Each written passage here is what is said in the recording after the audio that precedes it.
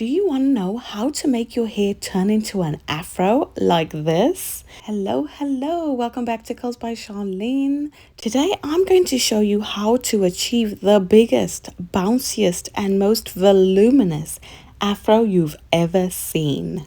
Can you believe there's more than one way to do this? There's actually 3 methods and I'm going to explain each of them to you and I'm going to demonstrate how I got mine. First things first, as you can see, I'm starting from a wash and go. My hair is dirty, it's old, it's about 8 days old. So you can do an afro at any time, but it depends how long you want it to last. That really makes the difference. If you want your afro to last a week, then I'll show you a method. If you want it to last a day, then this is the method I'm demonstrating. Step 1, to prep your hair for a whole week. You want to start with clean, moisturized, dry hair because brittle hair won't give you that voluminous, bouncy, big afro you want. If you start on wet hair, it doesn't always come out quite right. When it's dry, then you have to fluff out again. So you actually end up doing the process twice. So key ingredient is to start with dry hair. Another tip is to deep condition your hair for extra volume because this helps soften your curls and makes it easier to stretch and fluff out later. And the detangling process is already done in the shower. I know there'll be knots when you detangle again. It really is so much easier when you use deep conditioner. Now it's time for the main event. Step 2 is to stretch your curls. You really need to stretch out those curls to get the most volume possible. You can't get a big afro without some kind of stretching method. So here are 3 methods for you. Method 1 is the one I am doing. Firstly, I section my hair into 2, the top half and the bottom half. Then the back I sectioned into 2 again, left and right, and I'm using the Tangle Teezer to detangle my knots, basically to create the afro and stretch my hair.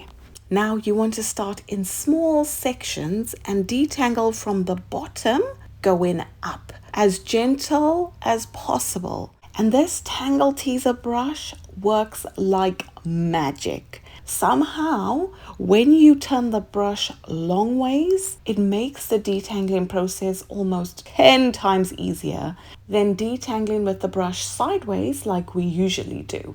Now you think this takes a long time, but honestly, with the amount of hair, which we have a lot, it didn't take me long at all. 20 minutes, probably max, from start to finish of detangling. And you continue doing this throughout your whole head. We're on to method 2, and this is blow drying your hair while stretching it. I need to emphasize you need to use some kind of heat protector. If you're blow drying your hair on the hottest setting on the blow dryer, I suggest using medium and alternating to the cold setting and just stretching your hair out that way. And the last method, number 3, is a twist out or braid out or some kind of stretching technique that is easy for you. Now, only do this once your hair is dry and unravel the twists. And as you unravel the twists, I would brush the hair out. Because if you don't, your hair naturally wants to curl. If you have type 3C, 3B, or anywhere higher, you know our hair just naturally wants to stick together. And so if you don't brush out the curls as you're unraveling everything, it won't give you that afro look. You'll end up with defined curls and something totally different to what you're trying to achieve. This is what I mean. I unraveled my twist outs and this is the definition I got. You can also stretch your hair using hair bands going down your hair. I did bobble braids. You can unravel those and stretch out your hair. You could just use normal hair ties, sleep with them overnight, and the next morning there's an afro. There are many ways to achieve your big afro, but for me, I'm doing it with method 1. Now, step 3 is the fun part. It's fluffing those roots and making your hair into the perfect shape you've always wanted it to be. Pick at the roots with a wide tooth comb or a pick and gently lift your hair at the roots. That's to make it as big as possible. You don't want to comb all the way through, just focus on the roots to add height. Then this helps create that round shape you're looking for. The next thing to do is to use your fingers to fluff out at the ends. So you can use your fingers to gently hold and pull out to create the shape you're looking for. Be gentle, but don't be too afraid to really fluff it out. The more you separate and fluff, the bigger your afro will get. Now there's even upside down fluffing to take the volume to the next level. Flip your head upside down. I didn't do this because I didn't have much time, but this can really make a difference. So step 4 is shaping your afro. Once you've got all the volume you want, now it's time to perfect the shape of this afro. Here are a few tips to make sure your fro is on point. How to even out your shape: stand in front of the mirror. Look at it. See which parts need fluffing out. Use your fingers. Use the pick. Get at it. You know? Sometimes one side is too flat, so gently pull and fluff out. The other side is too round. Sometimes you can pat it down so it's not so big. And if you want to take your afro to an even higher level, you can use some edge control for them edges so it will look more polished. This really gives your afro a good contrast between the slick edges and the big, bold volume around it. Now the finishing touches to make sure your afro stays big and bold all day, here are a few things you can do. You can use hairspray or a light oil. This can keep it in place. Have you ever just sat down and thought, this is nice and comfortable? Put your head back, and when you lift that afro up, the back is as flat as you know what I mean if you have an afro.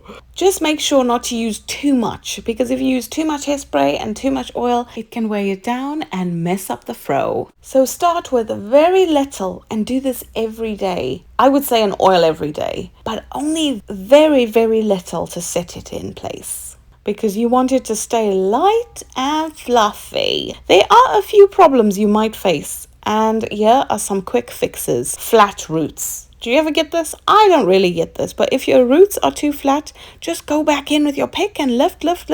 You're done. If you think there's a bit of frizz, I'm not quite sure how your afro can become frizzy, because an afro is frizz to me. And you are embracing the frizz. So I'm a little bit confused by Frizz Control with an afro. If you know, please leave it in the comments, because I've never heard of frizz with an afro. So how can you maintain this volume all day? I feel when I have a lovely afro, it is hot as anything. So carry a pick with you and you can fluff as you go. Now it's your turn. You have all my tips, tricks, and the method of how to do this. So you've been aided with all you need to get your fro bouncy, big, voluminous, round, and just overall bold and beautiful. Whether you're going for a statement look or just want to have fun with your natural hair, these techniques can give you all the feels. Let me know in the comments if you've tried any of these techniques. And don't forget to tag me in your afro pics on Instagram, because I'd love to see your fros. And leave a comment if you have any tips to perfect the fro. Now don't forget to like this video and subscribe to my channel. Hit the bell button so you never miss any of my curly hair tips or tricks and tutorials. Thanks so much for watching Curls by Sharlene. If you haven't subscribed to my channel yet, what are you waiting for? Please check out these other videos for more curly hair tips and tricks. And don't forget to subscribe for all the latest updates on my natural hair journey. See you next time. Bye.